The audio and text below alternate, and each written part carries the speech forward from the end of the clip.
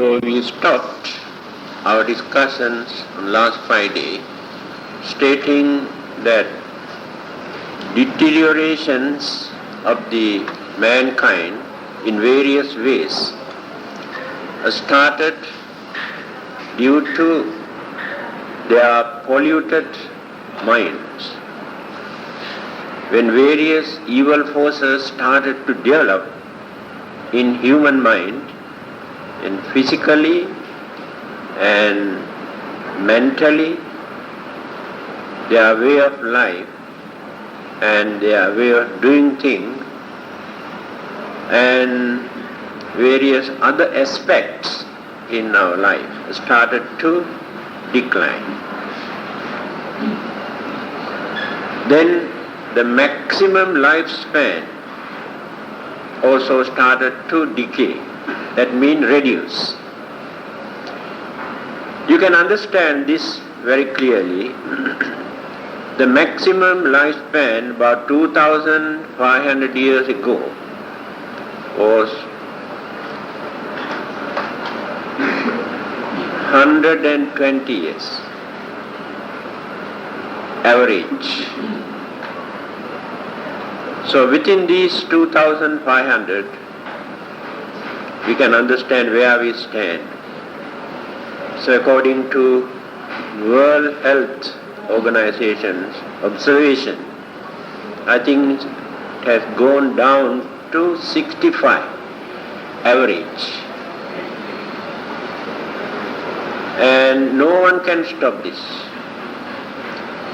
They may discover various medicines and some other remedies, but they are not lasting one. Gives only temporary relief. Unless man change his or her way of life, it is impossible to stop this deterioration. Then the kings and the rulers first try to stop all those crimes and immoralities and evil practices by providing facilities, thinking that they commit such evil or bad things due to their poverty. But later they came to know that these people who violate this way of life have taken for granted, then started more and more violence to gain something from the government.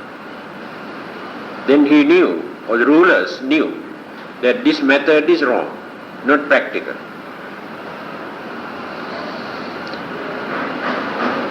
The general belief that people commit evil or make mistake is due to their poverty is not correct.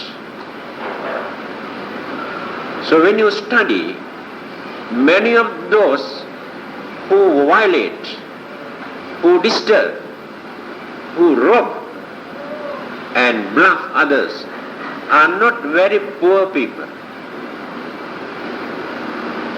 So poverty is not the main cause. Of course, in certain cases, poverty is one of the causes, but not the main cause. There are many poor people, poor countries in this world where people lead more cultured, more peaceful life rather than those countries where people are so rich and so advanced. So that is not the main reason. Then rulers have decided to punish, to torture. Before that they did not want to punish anybody. They tried to rule the country or the subjects by extending their kindness and sympathy and understanding.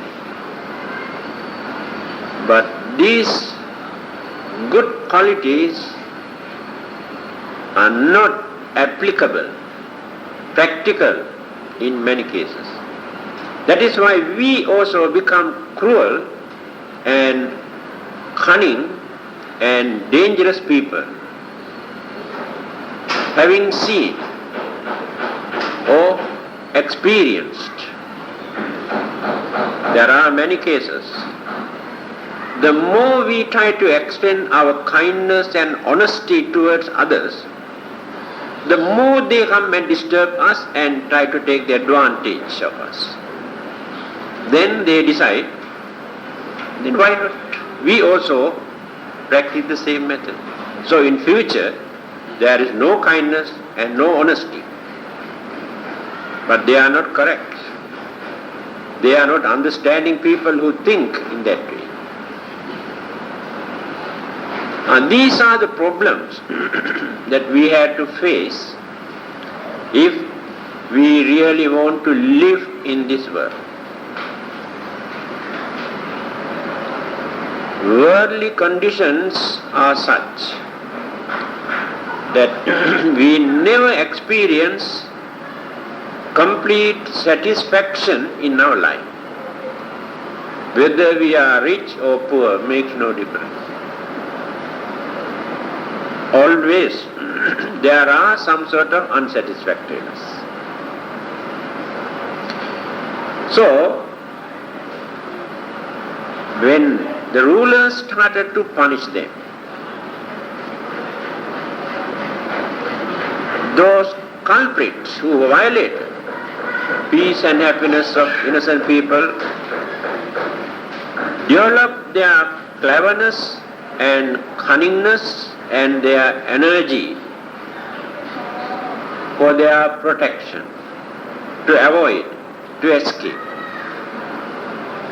And they try to find out loopholes to escape from the punishment.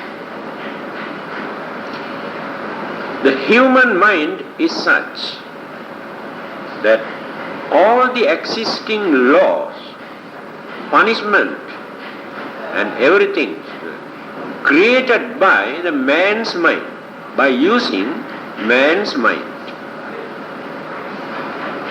And the same man's mind find out the loopholes also to escape and to violate.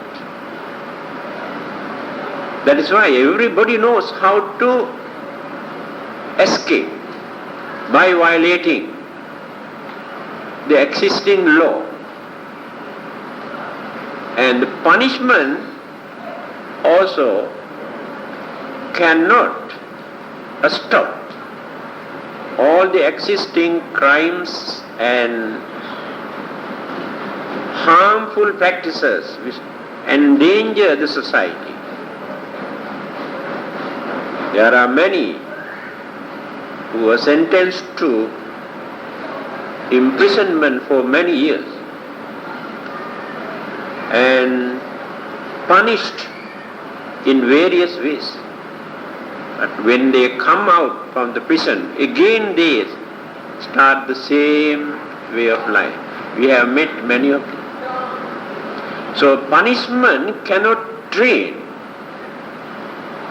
or develop human mind. By realizing this, the Buddha's way of teaching, there you cannot find any religious punishment.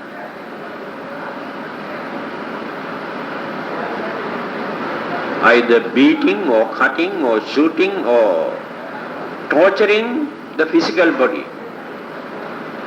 Buddhism never agreed with this method. The Buddha's idea is physical body is not responsible for our mistake.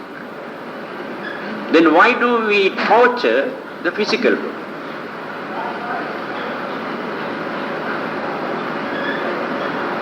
If you want to stop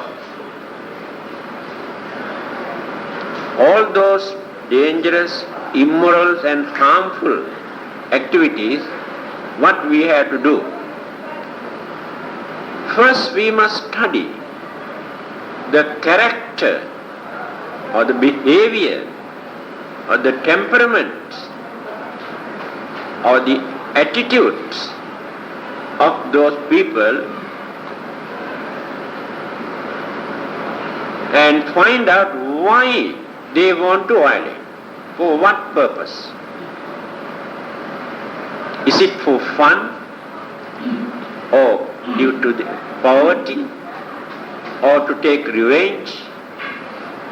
If not due to their ignorance, or is it their habits or way of life? Find out the reason. So during the 45 years of the Buddha's life, when you study the whole lifetime, how he spent by approaching such people, when he come to know that there are some people who violate the peace and who disturb innocent people and who are very cruel,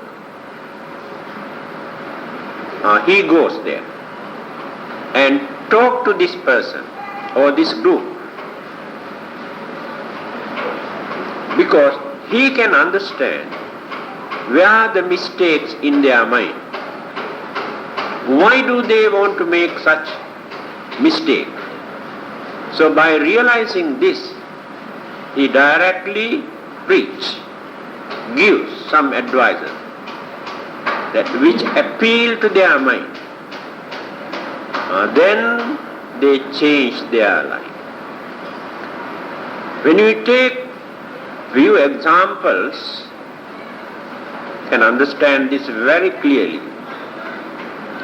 All of you know Angulimala, murderer, gangster, terrorist, who had killed more than 1,000 human beings. Even the king also did not approach him scared. He could not stop his terrorism. So by realizing this situation, the Buddha went to see him in the jungle. But he knew simply by preaching at once, it is difficult for him to train this young man. He had more than few hundred techniques of preaching. That is very important. How he approached and what sort of technique he has adapted to preach or to enlighten individual cases. Not the same method. In certain places he stood like giant, and certain places he obeyed like a small child by knowing the mentality. And certain cases he allowed people to abuse and accuse and insult him by using all the available words in their vocabulary. He was listening patiently, allowed them to express their views. Now then he started.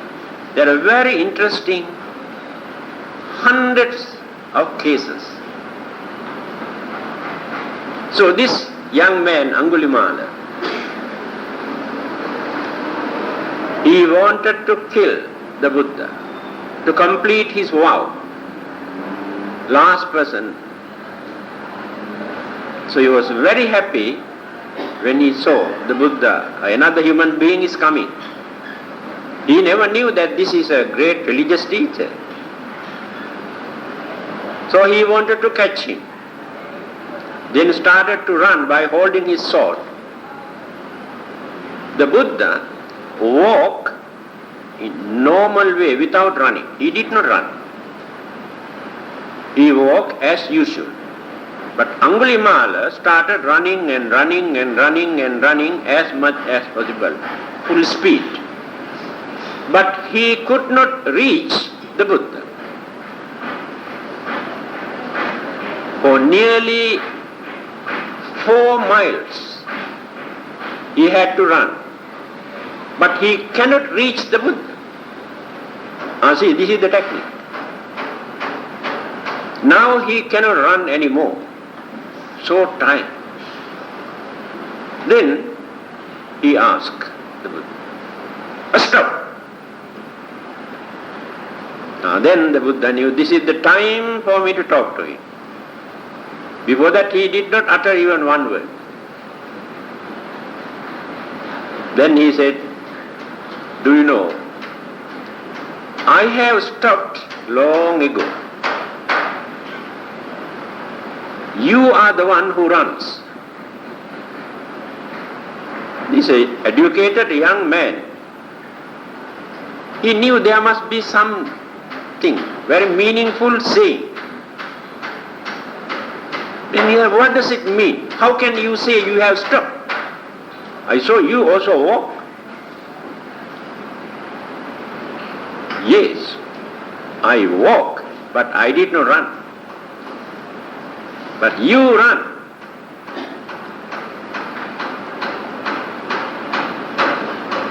Then he asked, what is the reason that I could not catch you? Because you run. If you stop your running, then you can catch me. By running you cannot catch me. He cannot understand. Then he explained, I told you I have stopped long ago. Violating, disturbing, torturing others, I have stopped long ago. I told you you are running. That means you kill innocent people. And because of this, you have to run such a long period within this wheel of life by suffering. Do you know that? So at once he realized his mistake. He admitted. So he threw away his sword and asked, can I follow you? Yes, why not? He followed the Buddha. Same day he was ordained as a monk. Number one murderer, gangster, terrorist who terrorized the whole country, the whole area. Within one day became a holy man. See how he could manage to change a way of life of a murderer. And no punishment there. So punishment is not the solution. Now let us take another incident. Alavaka, supposed to be a devil, cannibal, who lived on human flesh. Yes. Killed so many human beings and enjoyed their flesh and blood. By knowing this, the Buddha approached this person, most dangerous devil. He went alone. Usually when he goes out, sometimes he invites some of his disciples also. But that day he went alone. So when he approached him or visited his place, he was out, not in his cave, just like Batu caves. So he went inside the caves and down in the same place on his seat. When he came, Alavaka, he saw somebody sitting in his seat. He could not believe his eyes. There's nobody in this world who can come into my house and sit down in my chair. Who is this man? Then he thought, instead of killing him at once, better to torture him. After torturing, I can kill him. Just like a cat, after catching a rat, doesn't kill at once. Allow that rat to run a little bit, again go and catch and play again, allow that. That is the way how the cat enjoys. So Alavaka also wanted to do the same thing with the Buddha. What he did, he came and threatened the Buddha. He said, "Get up." The Buddha obeyed him, listened to him. He got up. He got up. Then he said, "Get up." He slowly woke up, the Buddha. When he went up to the door, again he said, "Come here." Again he came. "Sit down." Again he sat down. He said, "Get up." Again he got up. "Get out." Again he went out. 3 times he has done this. 4th time, when he said, "Get up," then the Buddha stood like a giant there. He said, "I am not going to obey you. You can do anything, whatever you like." Now the devil cannot understand what is happening now. Who is this devil?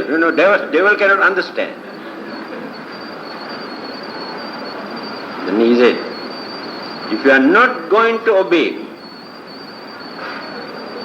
I'll take your leg and throw to the other bank of the river." There was a river around that area. Then the Buddha said, when you read Alavaka Sutta in Paritta chanting book, you can see the word uttered by the Buddha. He said, how the Buddha threatened him. "Nakvahantang avso passami sadevake loke samarake sabrahmake sassamana brahmaniya pajaya sadeva manusesu." You must understand, there is nobody in this universe, not only in this world, even in so-called heaven or Brahma world or Mara or any kind of world where there are supernatural living beings, who can do that? Who can torture me like that? Try and see. Now Alavaka could not understand what to do. He got frightened. Then he changed his attitude. He said, "All right. Now I am going to ask some questions. If you could not answer my question," he said, "I am going to split your heart and kill you on the spot." Then the Buddha said again, "Don't talk too much. Don't waste your time. If you have any questions, you can ask." And then he started a series of questions, very meaningful ones. In Alavaka Sutta you can see, "Kinsudha vittang purisassa settang Kingsu sucinno sukhamavahati Kingsu have sadhu tarang rasanang Kathang jiving jivitamahu settang. There are four here, four questions. Now the first question, Kinsu the vittang purisassa settang. What is the highest, most valuable wealth for human beings? Diamond, isn't it? Gold or diamond or money, what is the most valuable wealth for the mankind or human being? And the Buddha gave the answer only for that one. Saddhi vittang purisassa settang. Saddha, faith, confidence is the highest wealth for the mankind. It is true. Whatever you do in your life, whether your marriage, married life, business, or religious practices, or any other thing, if you do that without confidence, it will become a failure.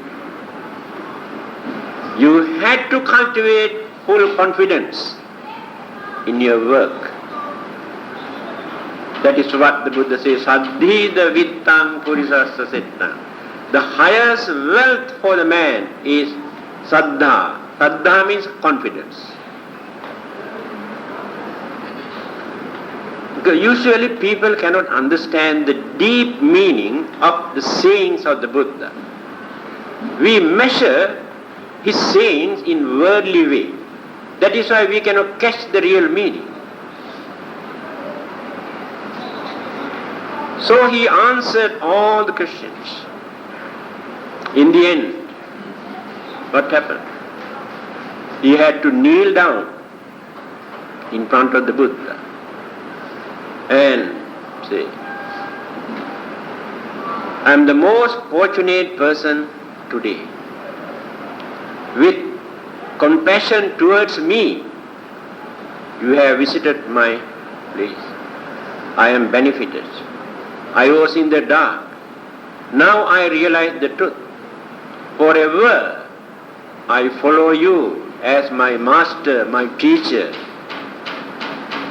He became a very devout Buddhist. And how he trained that cannibal without torturing, without any religious punishment, by knowing what this person needs and where the mistake is.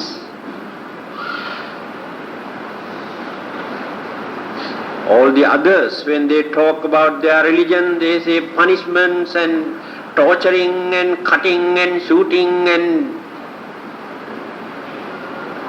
God punished them. Why it is necessary to punish? What is the difficulty for God to correct us? This is my argument. Why does God want to wait until we die to punish us?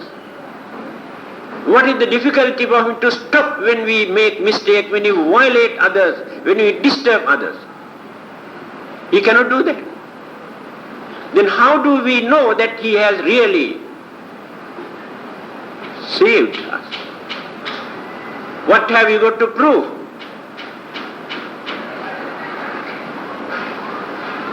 This is the Buddha's method. We can correct them if we know the method. So punishing them, we cannot correct them. They keep quiet because of fear, but no changes in the mind. But whenever chances arise, again they commit the same mistake. No development, no understanding. So the Buddhist method is to cultivate the mind. Make them to understand their own mistake. Don't create fear in their mind to avoid the mistake. When that fear is no more in that mind, again they make the same mistake. People cannot understand this.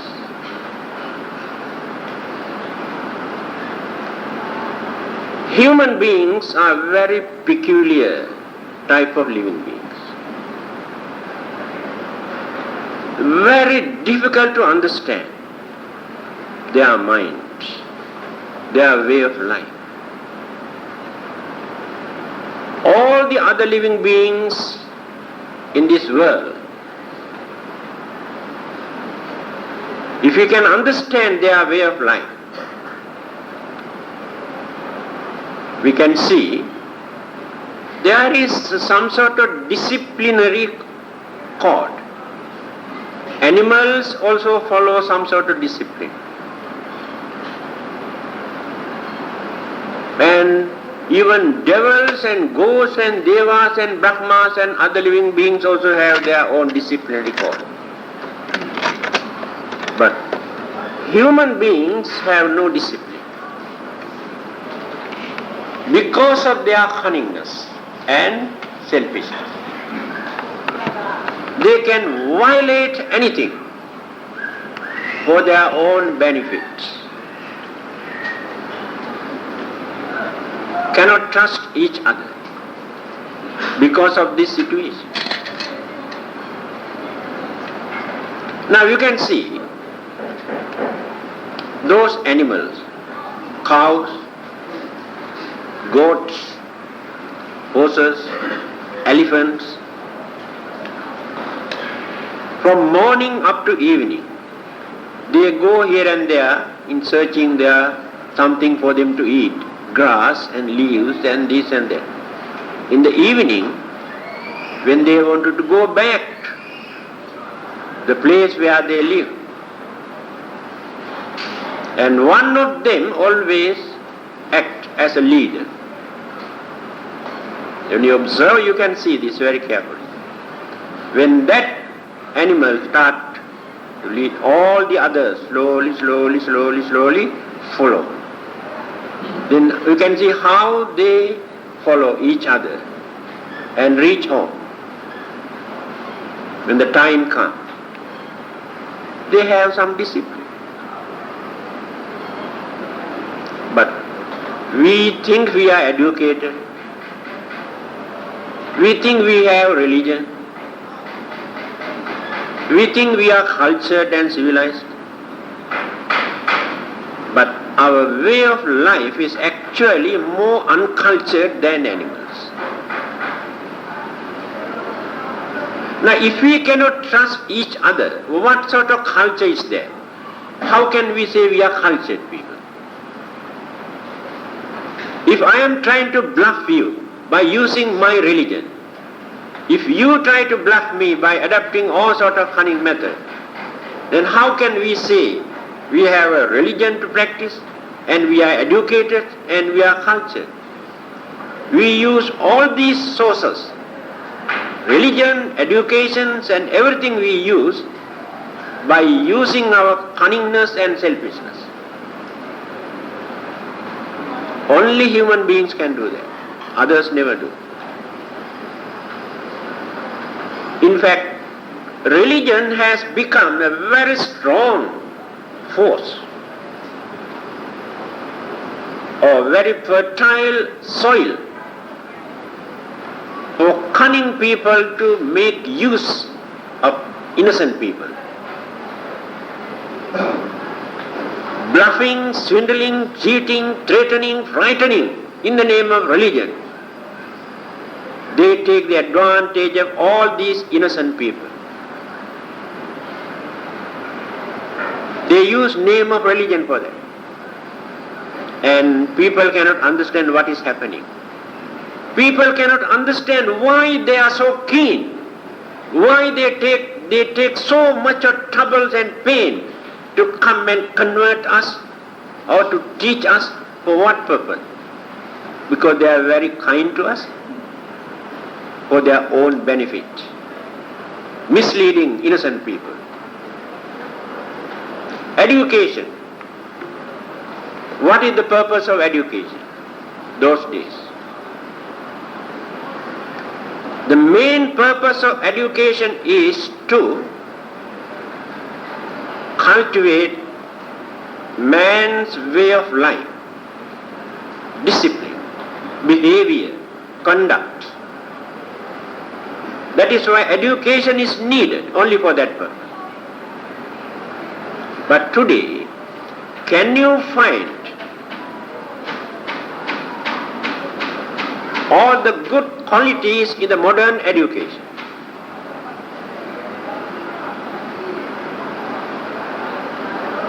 They forms their gangsters, their gangs. Gangsters get together, those students, they form their gang to fight and attack each other in the school. And what is the purpose of their education? It is called job-oriented education. Everybody wants to learn to find out a job, but not to train their mind, not to discipline their mind, not to cultivate their way of life. No such idea in the modern education. Job. That is why there is a very keen competition. And many young boys and girls go mad halfway because of this tension and worries, thinking that they cannot find out a suitable job. There will be no future according to this education in this country or that country, then they go mad. The main purpose of education is to learn how to live cultured human beings on this earth. No such feelings. Education has become a real torture to innocent children. Why? Because of this competition. They have no time to play. They have no time to relax. And they have no time to develop the affection between parents and children. No time. All the while go on either reading or learning or doing this or tuitions or this and what purpose? Job, job, job, job. Job oriented. But those days, they had enough time to relax, enough time to play, and enough time to spend with their family members, get together. All those things are gone. So education also never contribute anything to train human mind. But modern education support ordinary devils to become very clever devils, that's all. All those violences, disturbances and calamities, disasters in this world, organized by educated people, using their scientific knowledge, technology, but not by stupid or uneducated people. That is the fate of modern education. So whatever we handle today, whether religion or education or politics or anything, everywhere you can see corruption, selfishness and cunningness.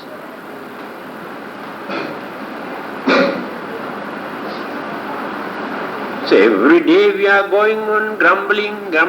When you read the newspaper, how many good news are there in the newspaper? And who are those people? Human beings.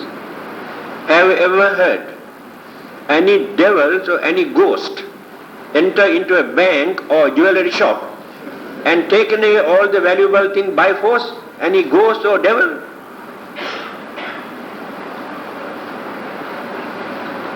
Well-dressed gentlemen go and talk nicely, shake hand. How are you? Oh, long time no see. Within a few minutes, they become devil. Human beings.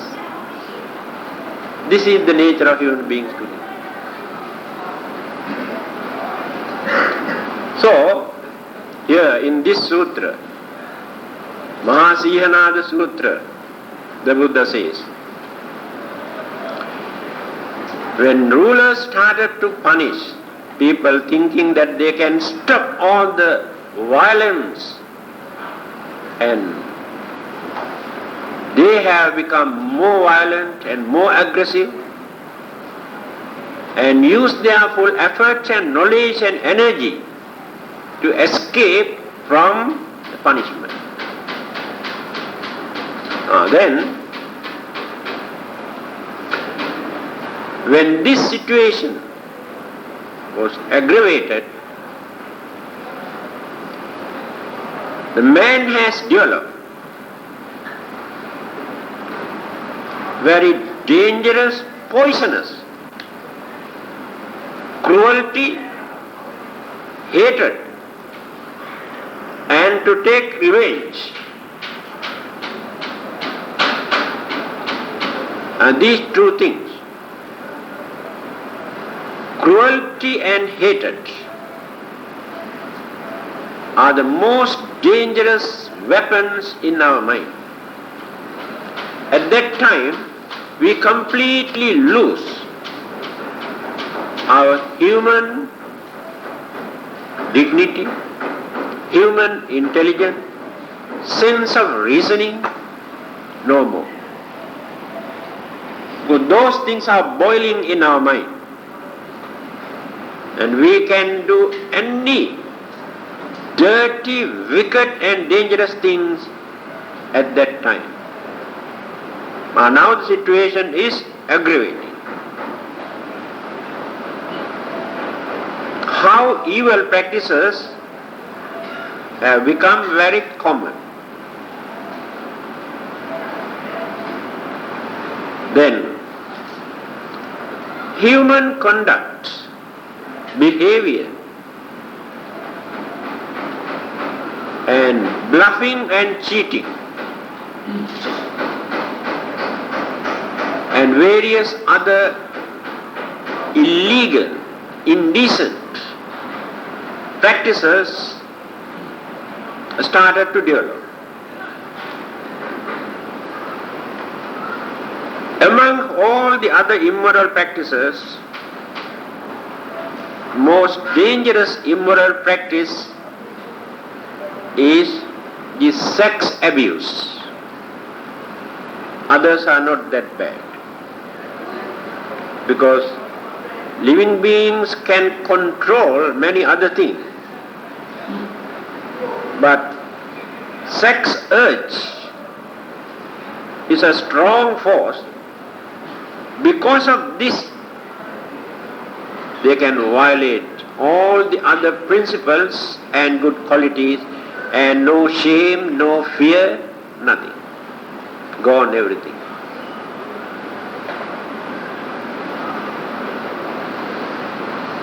You can see how these things are spreading. But in those days, people are very shameful. Still there are certain countries, poor countries, who maintain shame and fear when they come to this area. But in many other countries, it has become so common, people can announce and they can glorify about their sex life. Tell others also, you know, I got so many boyfriends, I got so many girlfriends, they are proud. This is the way of life.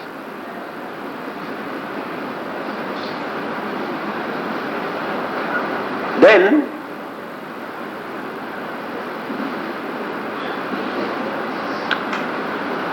how they started, they are harsh,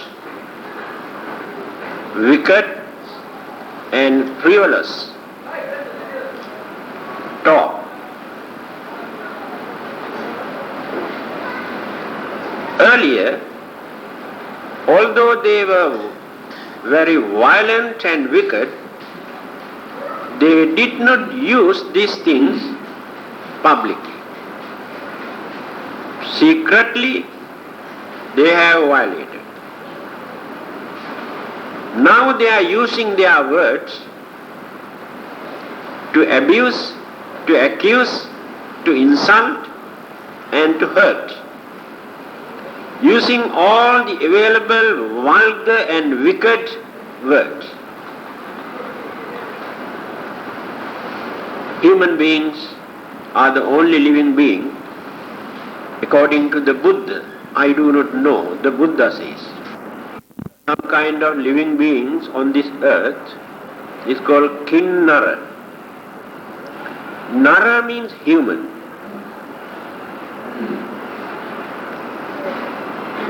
Body is animal and head is human. And people strongly believe, long ago, there were such living beings on this earth. So according to anthropology, we can accept this without any difficulty, the evolution. So since they had human head, human mouth, they could talk just like human beings. So since they had human head, human mouth, they could talk just like human beings. But here the Buddha says like this: by considering two things, they did not use the human language, these animals, animal body and human head. It is mentioned in Anguttara Nikaya, and remember, Deme bhikkhave attavasa kimpurisa manusing vachang nabhasan. By considering these two things, those kimpurisa or kinnara, the half human living being, did not speak human language. So what are those two things? If they used human language, they had to tell lies, because others never tell lies. If they use human language, they had to scold others.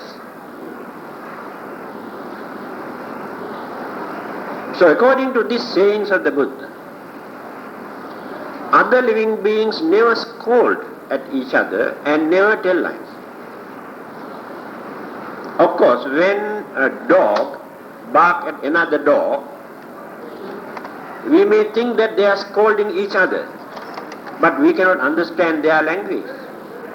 They are expressing their ideas, but according to the Buddha, we cannot believe that they scold at each other.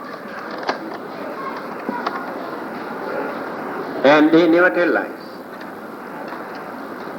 This is the problem with human beings. Very clever to tell lies. They know how to twist and change and hide and say something else. Small children, kids, know how to tell lies. Who taught them?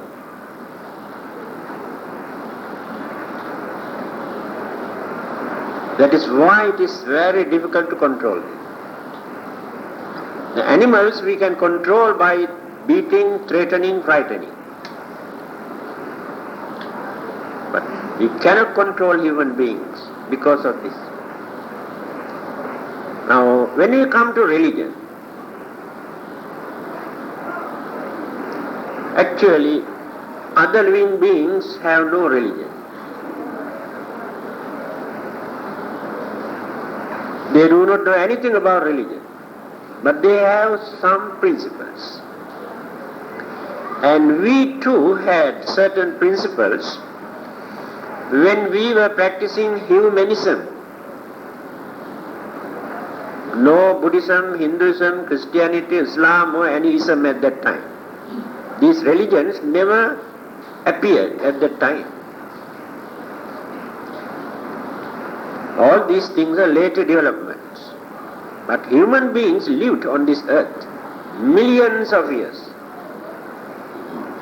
At that time, they had their on principles. That is called humanism. What does it mean? Two principles govern the whole mankind: shame and fear. These two things. They are shameful, ashamed to do immoral, wicked things. Therefore they don't want to do that. They are scared of violating, disturbing, torturing, killing others. Shame and fear. It is called moral shame and moral fear. Morality is behind.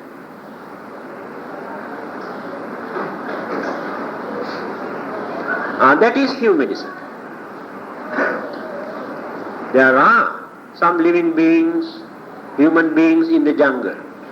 Still they have no religion. Aborigines in many countries, they have no religion, but they have very strict principle.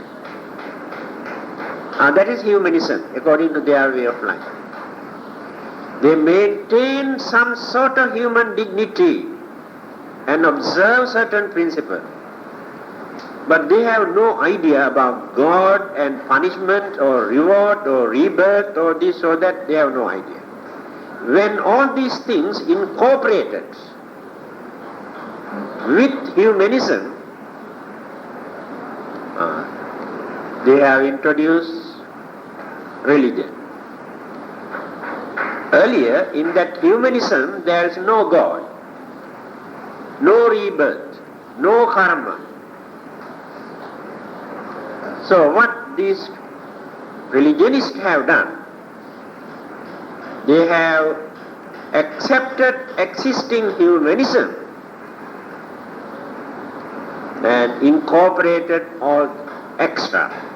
Now take for instance, when Buddhism was introduced to China, nearly 2000 years ago,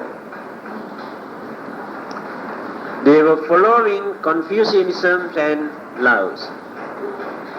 Taoism and Confucianism, when you study very carefully, they were not particular or they have no idea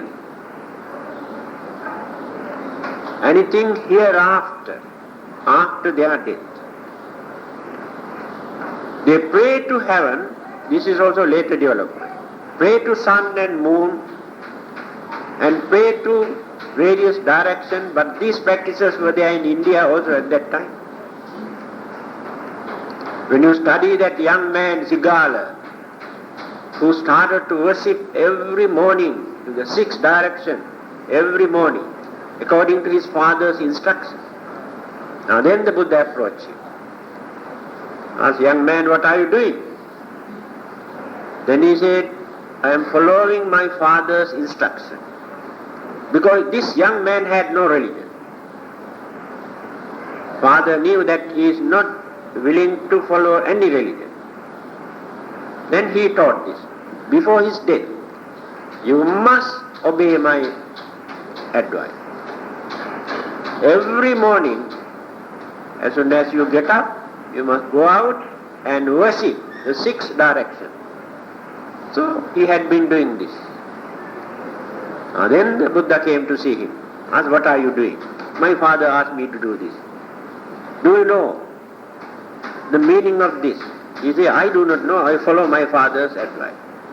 Then the Buddha has given the practical and meaningful idea.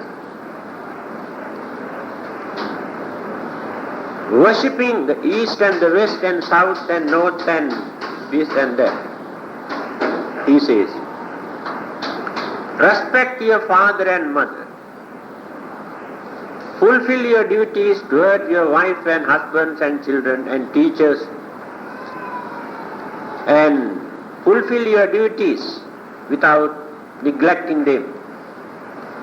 Your servants, your relatives, your friends, your attendants. That is the meaning of worshipping the sixth direction. Simply by worshipping, you won't gain anything. And these systems were there in China and India and many other countries at that time. When Buddhism was introduced to China, they realized that there are some new ideas that they have never heard in China. That is why they accepted. What are those things? They never had any idea or clear vision or understanding of life hereafter. What will happen to us after our death? Buddhism teaches this very clearly.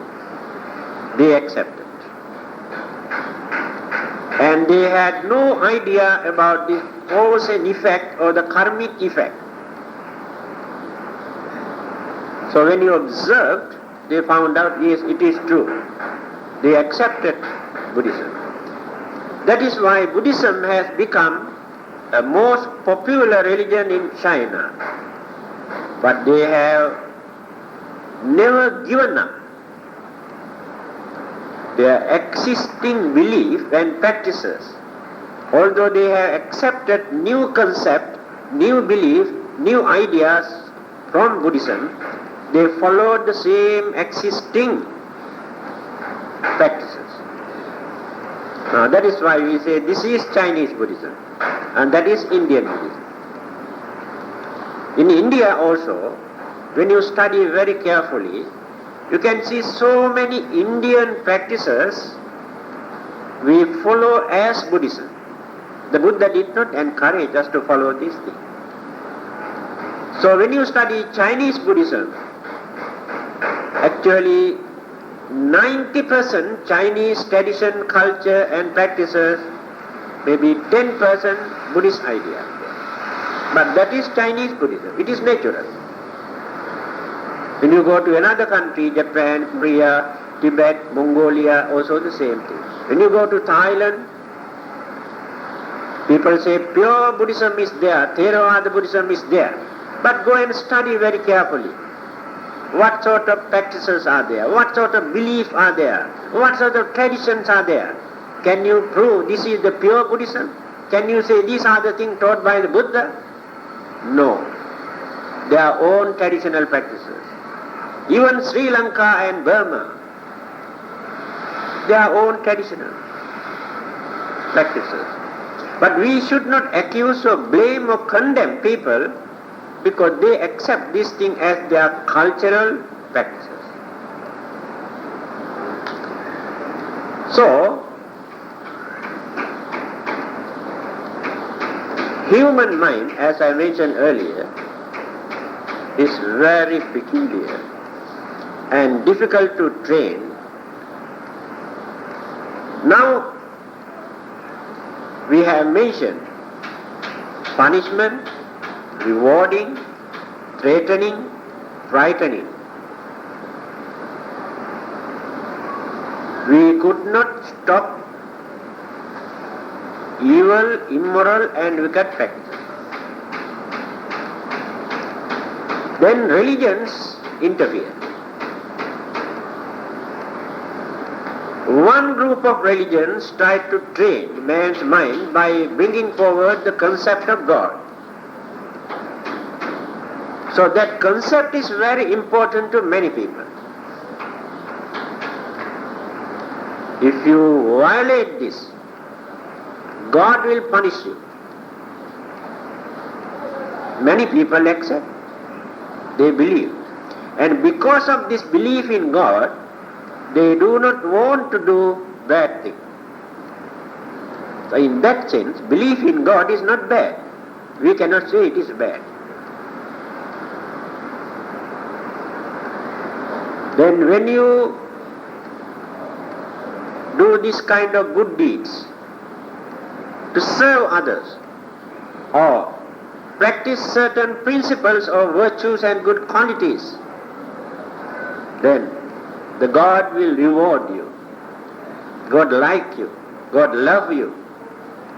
Now then they practice it. Otherwise they don't want to do any good things. So the majority here in this world keep away from certain bad things because of God. And they also do some service to others because of God.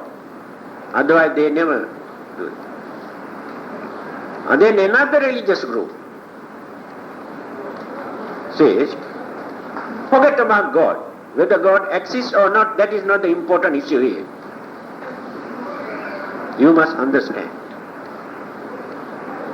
Use your common sense and understanding why you should not do bad things.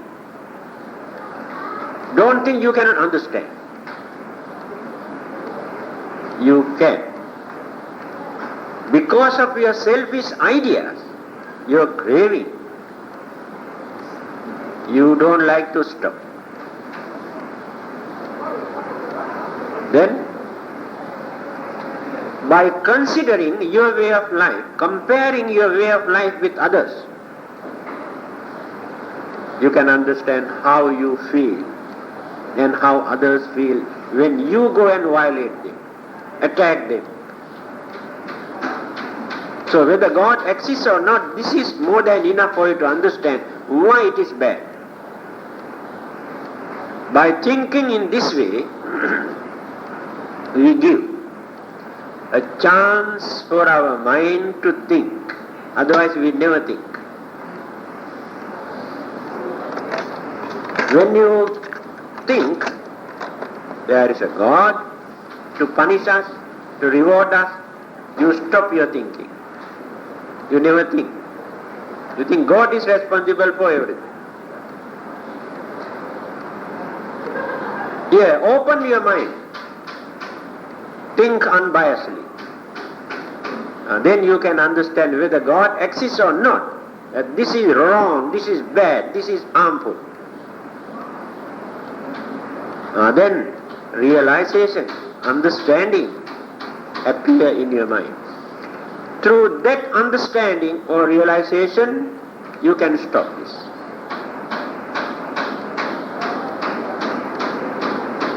Again, do good. Do some service to others. Don't be so selfish. Think of others. Then people ask, what for? Why should we support others? For what purpose? Then they say, if you do that, God will reward you. God will send you to heaven. In that case, we don't mind. Otherwise, you don't know to do that. Here, the other religions say, forget about God. What is the purpose of your living in this world? For what purpose? What are the duties? If you can understand this, you know how to appreciate, how to value that your services are needed to others. Other services are needed toward you. Our mutual understanding and cooperations and harmony gives us confidence, moral support for us to live peacefully, without fear, without suspicion. Therefore we must cooperate with others, we must support others, we must give others moral support. That is called service. So the God is not important for this.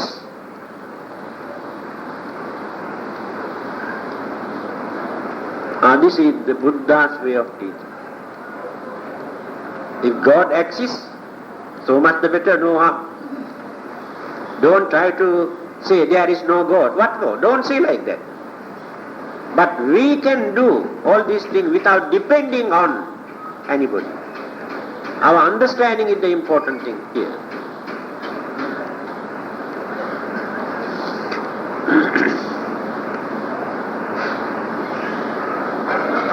Then, ill will, covetousness, and various other evil forces started to develop in our human mind. Now you can see how all the evil forces appear one after the other. As I mentioned the other day, At the beginning, human minds were very pure, not immoral, not bad, not wicked, not selfish, not greedy. Then others say, when the devil appeared, the devil influenced human beings to commit all the evil things. Now the devil is responsible for our greed, our anger, our jealousy, and all the evil forces. So we blame devil. The Buddhism says, or Buddhism never talk anything about devil here. Devil has nothing to do with this. Then how such pure, innocent human minds were polluted? I told you last Friday. Although we could manage to suppress, control our mind to maintain purity, we have not eradicated completely, not uprooted completely our craving, hatred and ignorance. When circumstances arise, those hidden evil forces in our mind flare up, stir. Then we develop greed, hatred, anger, jealousy, then went on developing one after the other. This is the Buddha's way of interpretation. Devil has nothing to do with this.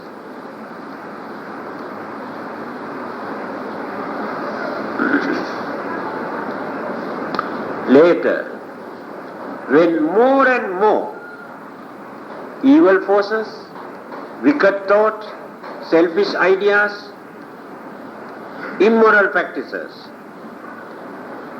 prevails, completely polluted the normal human mind, then people become a skeptic. They say religion is useless, God is useless, there is nothing hereafter, enjoy as much as we can, don't believe all this rubbish, what others talk. It is spreading now. I think majority here in this world maintain this. Although they have their own religious labels, but in their heart they have this belief. Only for the name's sake they may perform certain religious rites and rituals. I heard in the West, majority, what do they say? Only 3 times during our lifetime we visit the church. Only 3 times. After giving birth,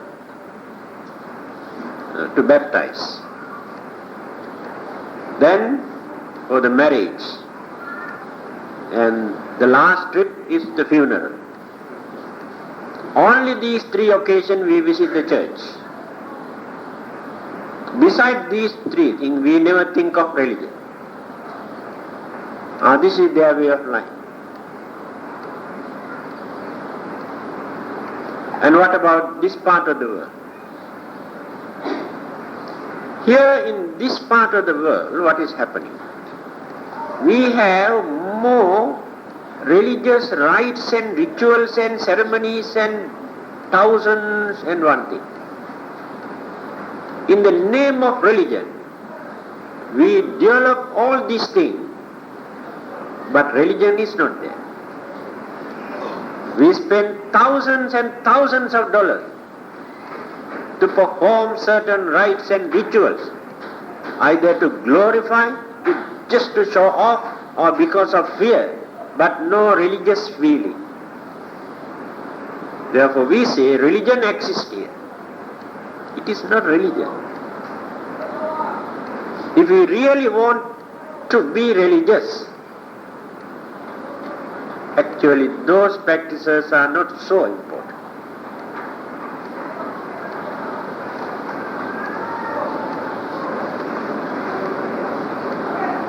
But since we have organized these practices in the name of religion, we maintain our religious tradition. Through these religious practices and tradition, we maintain some sort of heritage. So religion has become our cultural heritage. That is why I say this is our religion. Cultural heritage. This is our religion. And that feeling that our or my religion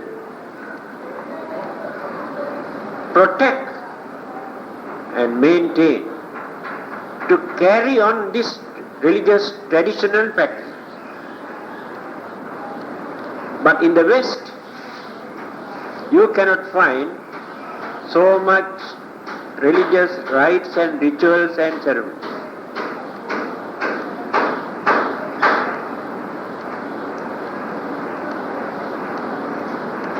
So, real religious feeling is not there in the man's mind today. Although they perform so many religious activities, although they spend so much money and devote their time just to glorify, if not by seeking more and more power or authority, if not more and more income, they become very active. If such facilities are no more, they don't become active in the religious fields. So it clearly shows there is no real religious feeling in their hearts.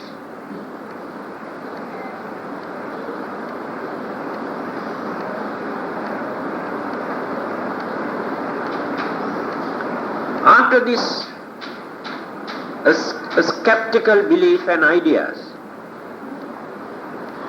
that there is nothing hereafter, we can enjoy our life. Not necessary for us to be kind or honest. Try to earn as much as possible to enjoy our life. Now these beliefs are very common. Then what will happen? There is no unity, no harmony, no understanding, no cooperation. Their way of life is just like trees, plants in the jungle. One plant has no connection with the other plant. They grow individually. No cooperation. So our human life also become like this. You don't care for others, then not even your own family life. You can neglect your wife or your husband or your children or your relatives. Too much of individualism. The idea that I don't care for others is the main purpose in their life. I want to enjoy myself. I don't care for others. I don't care whether they suffer or not. No humane feeling.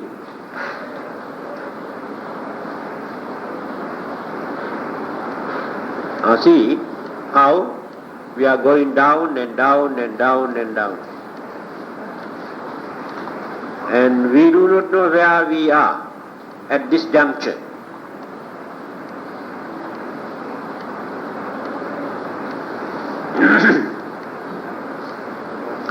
So when this situation goes down and down, physically, mentally, culturally,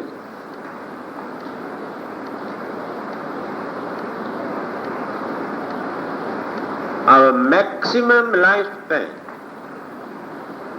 goes down to 10 years. Now 65. 10 years. 10 years old male or female become grandfather and grandmother at that time. More and more sicknesses, new sicknesses already started. Very funny sicknesses spreading all over the world. Human behavior, human mind are responsible for this, for these new sicknesses. Our appearance, no real human appearance, very artificial.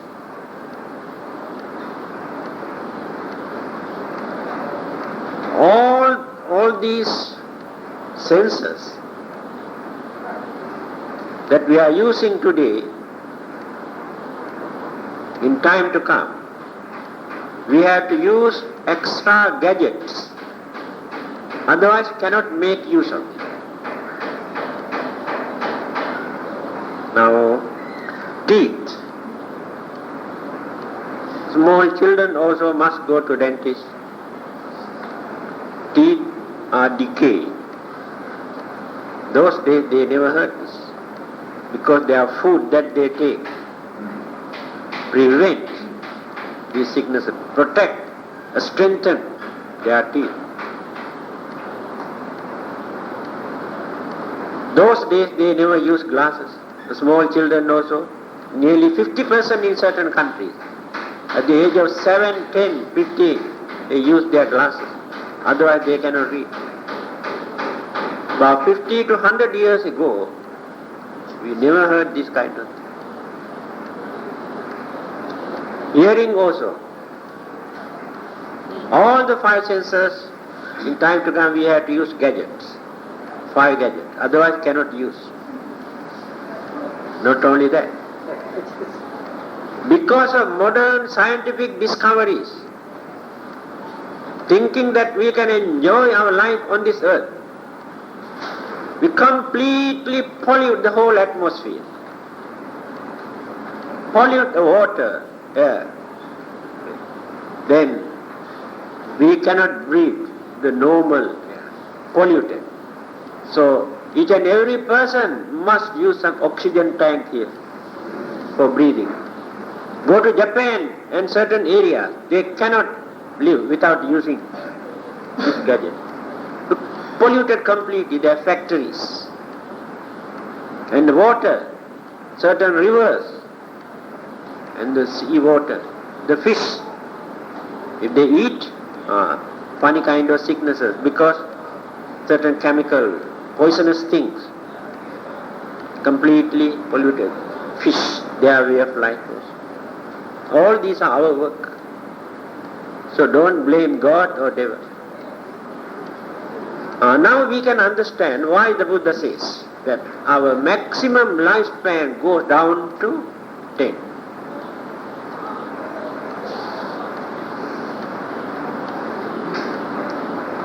Without changing our way of life, without changing our mind, without realizing our mistake, whatever religion we believe, whether we believe in God or not, whether we pray or not, no one can stop this deterioration, declining, going down and down and down. Forever we are going on grumbling and blaming and accusing. No satisfaction in our life. But we never admit we are digging our own grave, our mistake. So one day they will realize. After this realization, they change their way of life. And there is nobody else who come down from heaven to correct all these things. Only through our understanding.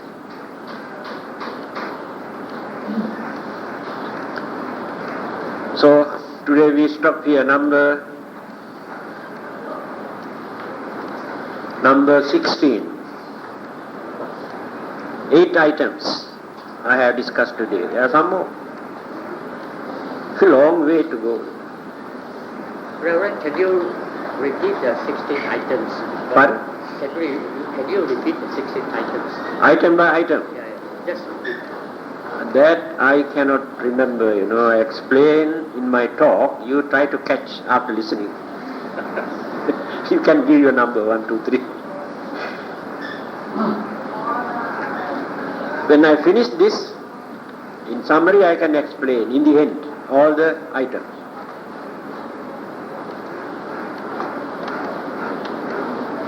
In 30.